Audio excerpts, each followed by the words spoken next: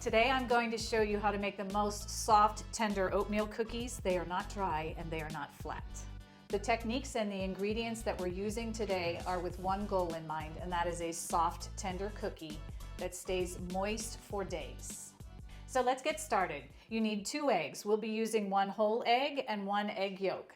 Put them in separate bowls and we'll be placing them in a warm water bath.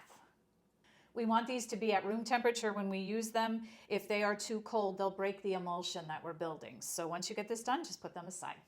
Next, you need 3/4 cup of refrigerator cold butter, not room temperature. This is 170 grams or 12 tablespoons. We're going to cut it into cubes. The reason we're using cool butter is we're relying on mechanical leavening for our cookies. So the cool butter, when the sugar is cut into it, it's creating little particles of butter and little air pockets. And when it goes into the oven, those little bits of butter create steam and rise, and so do those air pockets. Next, we'll combine our dry ingredients. In a medium-sized bowl, add all-purpose flour. This is 2 cups or 250 grams. 1 cup of old-fashioned rolled oats. This is 90 grams, and this is old-fashioned, not the quick oats. Quick oats absorb moisture way too fast and they turn to mush, and we want to keep the structural integrity of the whole grains, so we're using old-fashioned rolled oats. Next, we'll be adding 2 teaspoons of cornstarch. This is 6 grams, and this is our little secret ingredient. Cornstarch interferes with gluten and lends itself to a soft and tender cookie. Next, we have 1 teaspoon of baking powder. This is 4 grams. This is our little bit of chemical leavener. A 1/2 teaspoon of baking soda. This is 3 grams. This is to assist with browning. And then a 1/2 teaspoon of kosher salt. This is 3 grams for flavor. That is all of our dry ingredients. Give this a stir and then set it aside. Next, we're going to add our sugars to our bowl, and then we'll put our butters on top. You need 3/4 cup of light brown sugar. That's 150 grams. And then you need 1/4 cup of granulated sugar. That's 50 grams. Then toss your butter onto the sugars. Next, we'll be mixing our butter and sugars on medium to medium high speed. If you have a stand mixer, it's between 4 and 6. And we're doing this between 4 to 6 minutes. You'll want to scrape the bowl down at 2 minutes because a lot of the butter will start gathering on the sides and you want to get it all creamed, and then scrape it down again every 2 minutes. And you're looking for fluffy and pale. When you first start your mixer, here's a helpful hint. Start it out as slow as you can because it does throw sugar out of the bowl and it's kind of messy.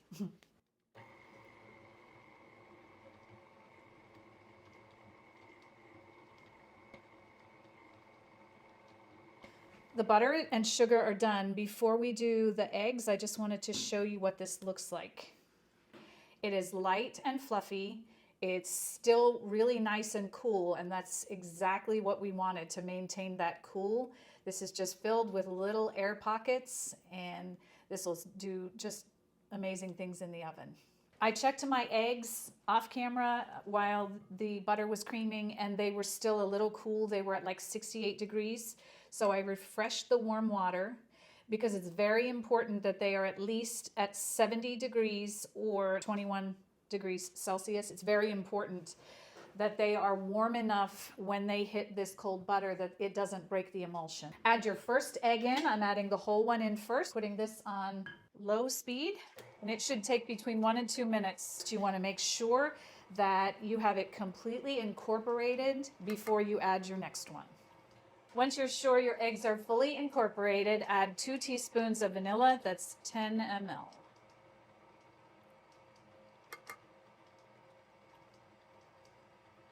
Once the butter, sugar, and vanilla are combined and you've scraped down your bowl, it is time to add our dry ingredients in. Put this on your lowest setting. I'm adding just a portion in, like half of it at first, giving it about 2 or 3 seconds. Then I'm adding the rest in, and I'm stopping. We're finishing the rest of dough by hand because we don't want to overmix the batter. That leads to a tough cookie. So there's still a tiny bit of flour in here. That's okay because I'm stirring some things in. Let me share my story. I was at a hotel. I saw this beautiful oatmeal bar. I ended up getting oatmeal, put some brown sugar on. I put some coconut, some walnuts, and cranberries while I was eating breakfast. I said this would make a great cookie. That's the inspiration for our cookie today. So I'm adding these into our cookie dough. If you don't like any of these are optional. You can always add a different nut. You could add raisins. This is 60 grams of each. This is 3/4 of a cup of shredded sweetened coconut, and then a 1/2 cup each of craisins and chopped walnuts. If you did stir-ins, just go ahead and fold them in right now.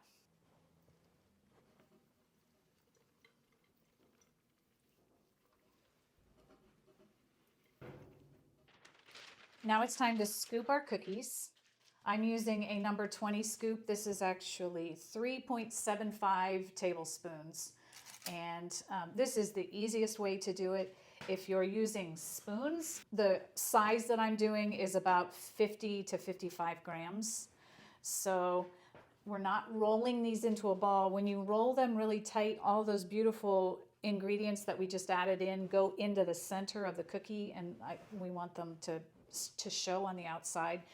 So I'm just rough scooping these so they'll have like this really cool kind of craggy edges.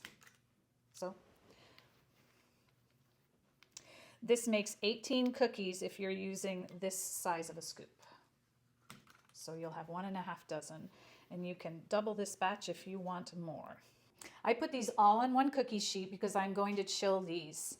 If you chill these for 24 hours, some amazing things happen in the refrigerator. The flour and the oats get fully hydrated so that you don't have a grainy texture to your cookies.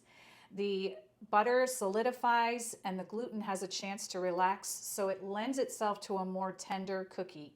The starches break down and turn into simple sugars, which assists in the Maillard reaction, which gives you a superior browning. So all kinds of really good things happen in 24 hours in the refrigerator. If you can't wait, you can try up to 2, 4, 6 hours, but the best plan is a 24-hour chill. Before I put them in the fridge, I usually like to put a little bit of extra coconut on the tops, and I usually put extra whatever you stirred in on top, just for that beautiful bakery professional looking finish when they come out of the oven. You'll want to cover them with plastic so they don't dry out. Off to the fridge. Once your dough has aged in the refrigerator, it's time to bake. Preheat your oven to 375 degrees Fahrenheit, 190 Celsius. Whatever size scoop you did, just make sure you leave room for them to spread. They don't spread a lot, but they will spread some. So if you did this size and you use the number 20 or 3 to 4 tablespoons, you should do 8 on your tray. These bake 10 to 12 minutes. They should probably not take any longer than 12. You're looking for brown edges around the bottom. The centers might even still look a little light, or you might even see some moisture there. That is okay. Take them out. They will finish setting while they cool. So into the oven they go.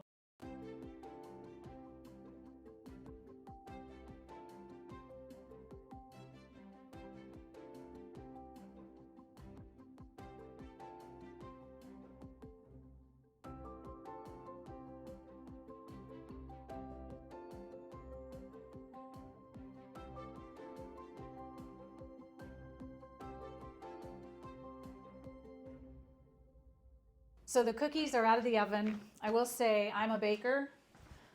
I'm not a mathematician, so I have 1 extra dough ball. If you made the same size of scoop I did, you need to put 9 cookies on your tray, not 8. So I'll save that for a rainy day. One of the things I love about cookies is you don't have to wait for them to cool completely before you try one.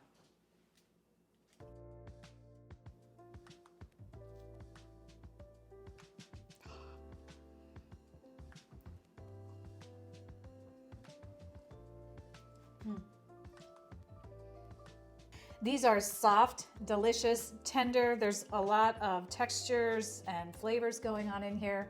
They're amazing. I hope you get the chance to make them. And if you love cookies, check out my cookie playlist. I'll see you there.